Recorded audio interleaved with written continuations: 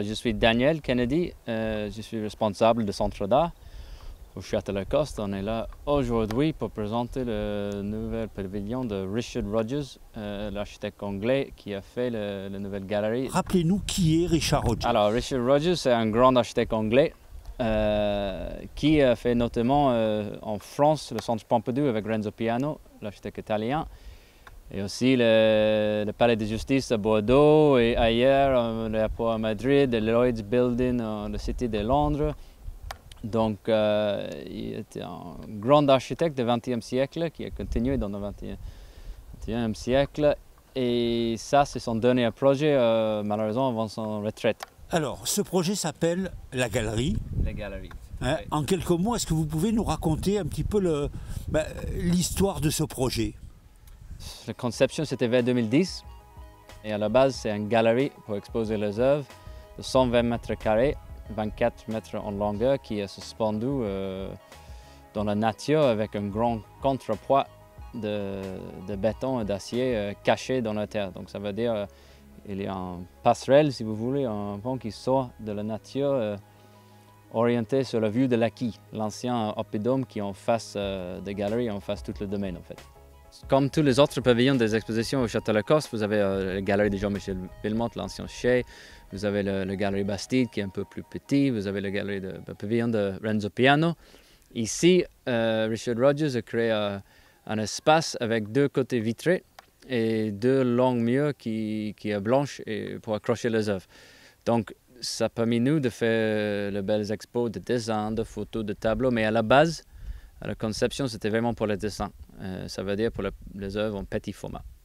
Le choix de la couleur orange, comment peut-on l'expliquer? C'est joyeux, c'est célèbre les ingénieurs et les structures de technologie qui supportent ce bâtiment parce que c'est assez, comment on dit, ambitieux de faire une pièce suspendue dans l'air comme ça.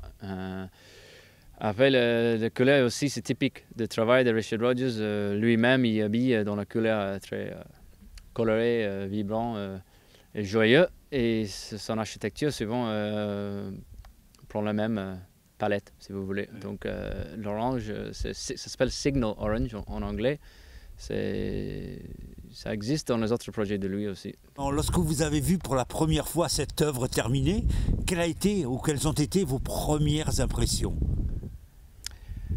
C'est impressionnant dans plusieurs sens. La couleur déjà, de loin, parce que quand on arrive plus proche, peut-être c'est plus pertinent la couleur, mais d'en bas, à l'entrée de domaine, vous voyez déjà une pièce qui flotte sur la colline, orange mais cachée par les arbres. Donc vous voyez quelque chose sur la colline, et après quand vous montez, vous voyez la structure, le fait que c'est suspendu, le fait que ça flotte presque.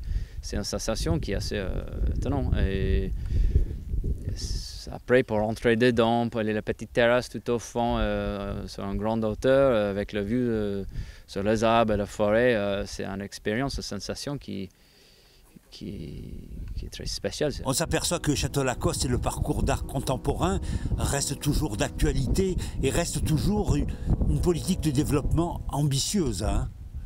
L'ambition et la réussite, si les gens viennent, si les gens profitent, si les gens,